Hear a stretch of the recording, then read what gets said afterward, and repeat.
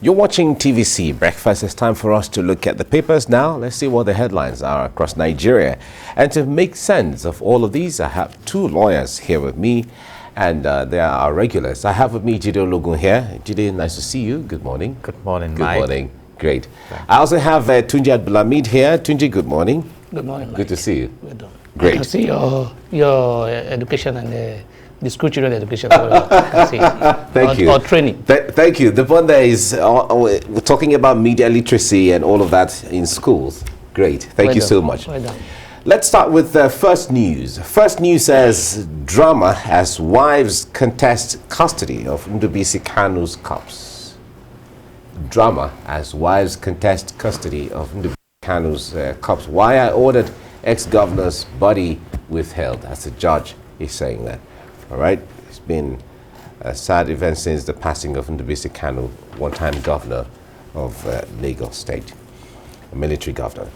Moving on, Daily Independent, Senate gets kudos over U-turn on e-transmission of results.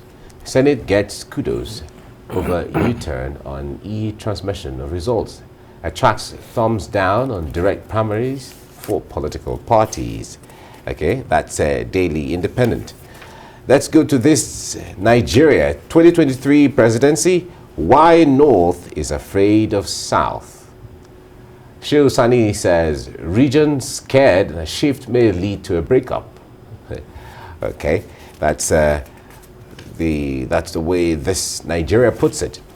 Blueprint newspaper. Electronic transmission of results is the focus here.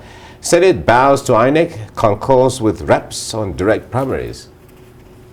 Senate bows to Inec, concurs with reps on direct primaries. Atiku Ekweremadu hail upper chamber. Direct primaries taking us backwards, as the PDP is saying this. Okay, that's the Blueprint newspaper. Business Day is saying 2023 credible polls in sight as Senate backs reforms. Atiku Okorie, Yabagi, others optimistic about how things are going to be. Okay, that's Business Day. Vanguard newspaper. Vanguard says on electronic transmission of poll results, Senate in U-turn imposes direct primaries on parties. Senate bows to pressure, backpedals on electronic transmission of results, adopts direct primaries for parties. Ekweremadu hails Senate. National Assembly can't dictate to parties how to choose candidates. Wike is saying this. It's a welcome development. INEC is saying APC using its National Assembly majority to manipulate constitution in its favor. CUPP is saying this. All right, all of that back and forth on the front page of the Vanguard newspaper. Okay, let's go to Daily Sun now. Daily Sun says e-transmission of electronic results. Senate surrenders, removes condition, gives INEC power to decide. OK's direct primaries for political parties. Atiku, Wike, others hail lawmakers. PDP, CUPP fault direct primaries, though. Okay, that's Daily Sun. Nigeria Tribune says Senate bows to pressure, accepts electronic transmission of results.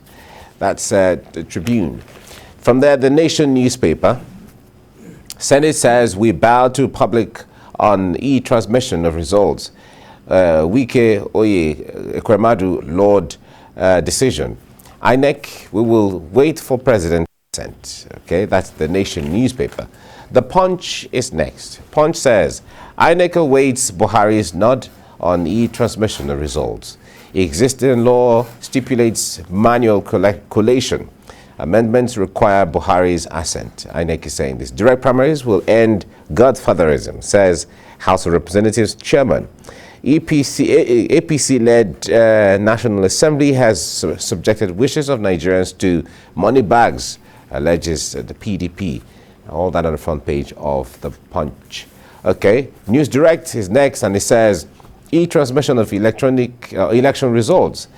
Senate grants INEC sole power to determine mode as PDP kicks against approval of direct primaries for political parties. Okay, from there let's go to Daily Trust. Daily Trust says despite bid disqualification, federal government moves to award Intel's multi-billion naira boat service contract. BPP NPA kicks as company demands 25 years tenure. 25% commission. Presidency pass buck, ministry mom, Intel's declines comments. You know, it's back and forth on the front page of the Daily Trust. Daily Times is next. Nigeria's trade costs too high to attract investments. Okunje Iweala is saying this. Nigeria's trade costs too high to attract investments. Oh, Canvas is cutting down of all costs associated with moving goods from factory to final consumer. All that on the front page of the Daily Times. Okunje Iweala is giving advice there. The Guardian is the last one we're looking at now. Fintechs shun stock exchange for $876.5 million funding overseas. Exchange can only boast of 8 listed tech telecoms firms. And experts blame Naira devaluation, shortage of forex and others. More venture capitalists needed to fund SMEs across sector. All that on the front page of the Guardian newspaper. Okay. All right, now these are some of the stories we'll be looking at, but certainly we'll delve first into the Inec story, where the National Assembly is okaying the e-transmission of election results subsequently is going to become law in Nigeria. Now, Jide, let me start with you on this. The electronic transmission of election results has been on the debate for several years now. Nigerians were disappointed in the last dispensation when it wasn't passed into law. According to the president, it was too close to election to begin to change how the laws will look like. But now is a good time to prepare ahead of time. So what do you make of this? A lot of commendation for the National Assembly on this already. Yeah, I also want to join my force to congratulate particularly the Senate for the U-turn. Okay. I think most importantly, we need to applaud the House of Rep members, because without them, the Senate may not even consider making a U-turn. So they were the one that forced the Senate to make the U-turn. So it's commendable in all for them to not to prove it difficult and say, look, we are going to it shows that, look, if you put more pressure on those leading us, we may likely get results. So I think it's a good way to go, because for you to have a free and fair election, you must have a election that people will perceive as being free. You don't only say it's free. It must be seen to be free. So when you have a e-transmission of election or e-transmission of result and collation or whatever, that reduce the manipulation that we are witnessing. But notwithstanding the fact that I appreciate that we have been asked to do e-transmission, I have my reservation, and I'm worried that the way the clause was couched by it's been couched by the National Assembly may give room for manipulation as well. Why am I saying this? They say the Inec will have the discretion to determine whether or not it will be manual or it will be e-transmission. I am worried, because looking at the last experience, particularly 2019 election, when Inec went round to say we have a server, we have this and that, we have this and that. When it comes to the issue of challenge of that server, they said we did not use it. So in other words, if you have a discretion, that means you can say no. If there's an issue, you can say no, in that area I would not use or where you want to help somebody, you will say if e-transmission is used, you said we're not going to use it. You now adopt manual, which means you can. So in other words, when we have a corrupt Inec, that may be a room for him to manipulate, and it's a loophole, as far as I'm concerned, that can be exploited by the politicians, because at that level it's at his discretion. So that's my only worry in that regard. So they should look at it and not give opportunity for anybody to manipulate. I will suggest that we make it compulsory in our law, that look, e-transmission of results must be compulsory. Yeah, but the point there is there are still debates. Let me bring it to Jide on this. There are still debates that when it comes to this e-transmission, there are still places where you don't have adequate signals and network where some of these things can work very seamlessly. So if it is made compulsory and INEC finds itself in a place or in a location where there is no electronic or signals enough to transmit election, what happens? A lot of people will be disenfranchised in that kind of situation. By the concept of management by objectives, when you set SMART goals, you put resources in the direction of achieving the goals. So if we know the challenges that may not allow the effective engagement of the new laws, we invest into them.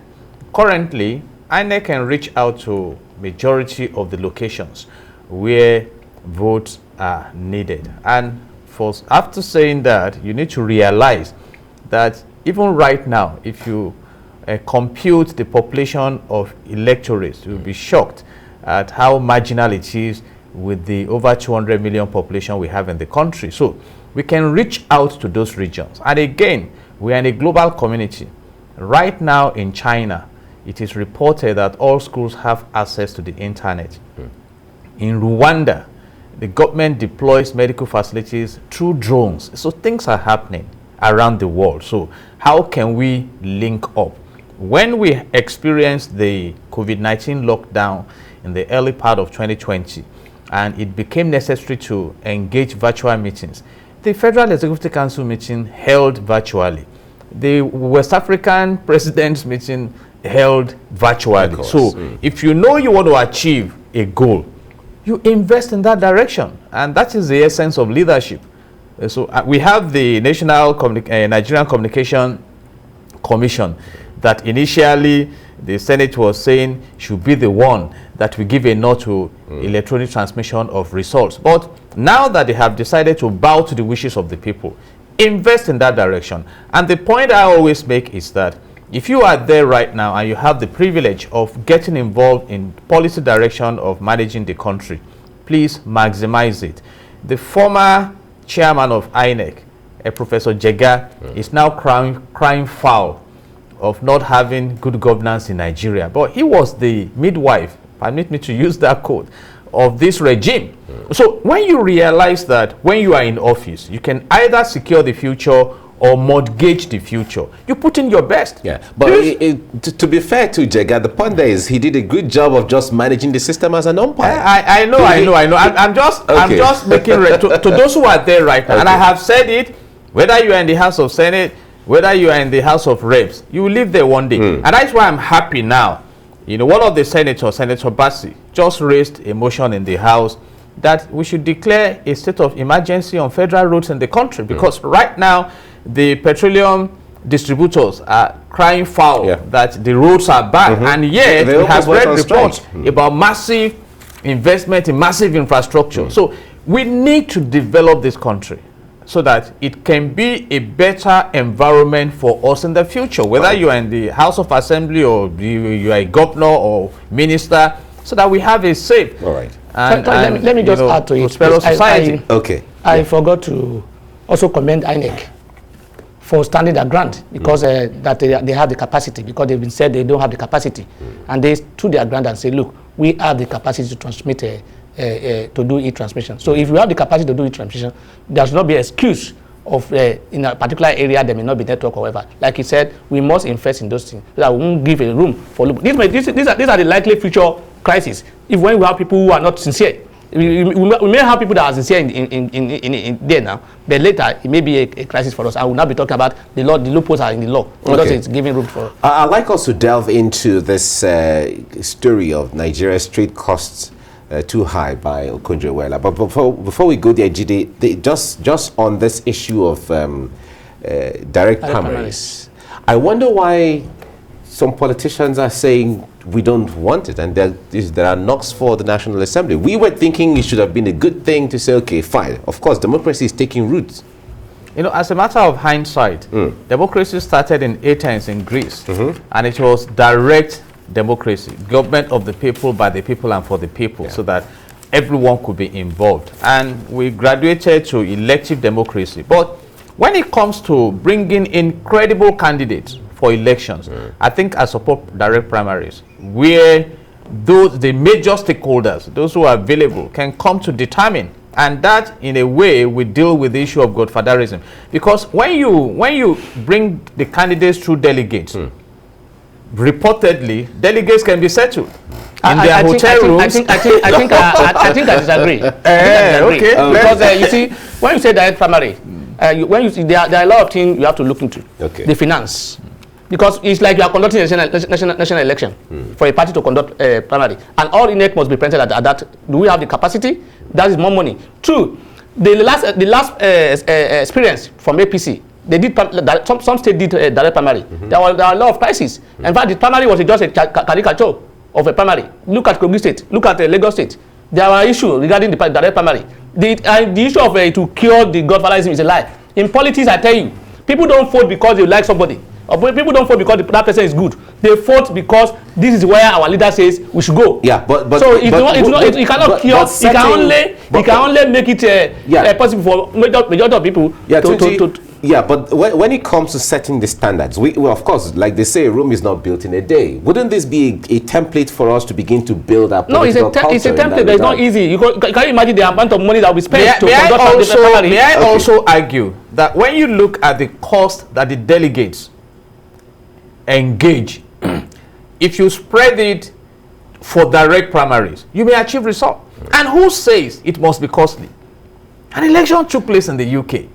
These are things we need to begin to do. Who says they can't spend that money on each delegate? In fact, if politicians, I don't want to say that, but Abdulhammed is a politician. I am because I must be involved. I must determine who and who will govern me. I can't be if your class of politicians focus on national development, the cost of politicking will reduce. And that is a huge advice. When you provide the basic amenities people are enjoying, they will not even demand money from you to come and elect a candidate at the primaries level. It's because of the poverty. People that will not demand money are not member of a party. They're not concerned about the party. But we saw not a member of the party. Anyway, the position now will not participate. The position now is direct primary. So what are we talking about? Those who will participate, ideologians and co, and they will be accepting what to give them. The success of the option A4 of 1993 election. This is a technical way of bringing back the option. The time has changed, and that was the time has changed. That time there was no godfatherism like this.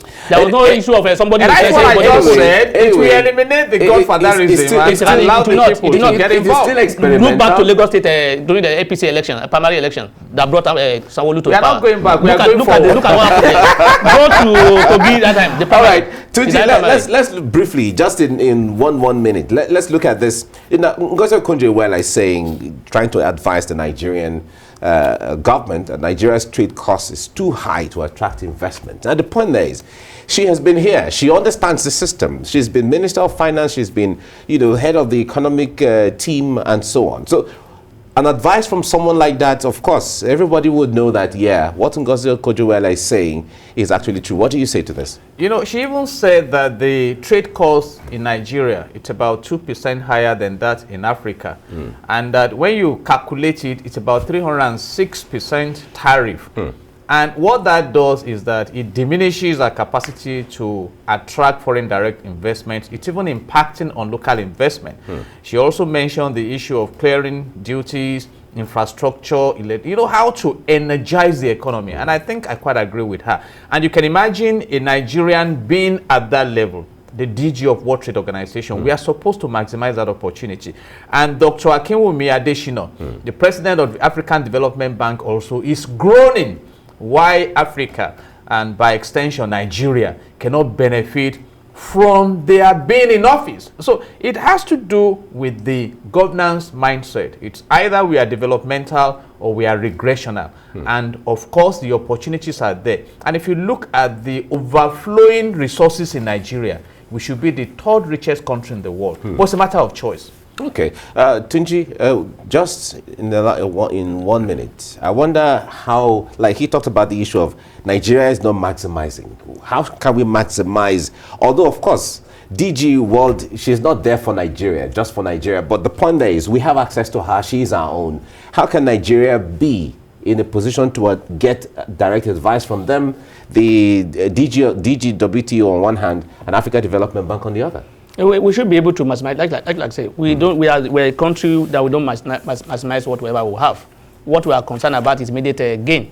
And you see, like you said, I want to totally agree with that the cost of trade in this country is very high. Look at the tax regime. There are so much multiple taxation in this country. People have been sent away because of that. You see people opening business today. You have not even make 1 naira. So many people will come and say, come and pay this and pay that. Access. It's not even from the start of what they call easy. What's it called? Ease of doing business. Business. So the registration of your business is not easy. And it's not easy. It's not easy. And it's not easy.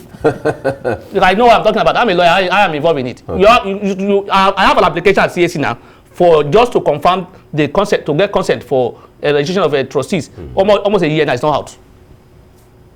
Can you imagine? That's Can you imagine the strange, frustration? because they say And that they will be telling these you, things will take less than 7 days. This thing that they've turned into is even making things worse, as far as I'm concerned. Well, that's a discussion for another day. If you make things good or smooth, but it's making things worse. All right, that's a discussion for another day. I hope those who are concerned are listening. They will get to do something about it, if at all that is what it is. Thank you so much, Tunji Abdulhammed, for coming on the program. Thank you for having me. Thank you. And Jide Ologun, thank you very much. Thank you. Thank God you. bless Nigeria. God bless Nigeria. Thank you.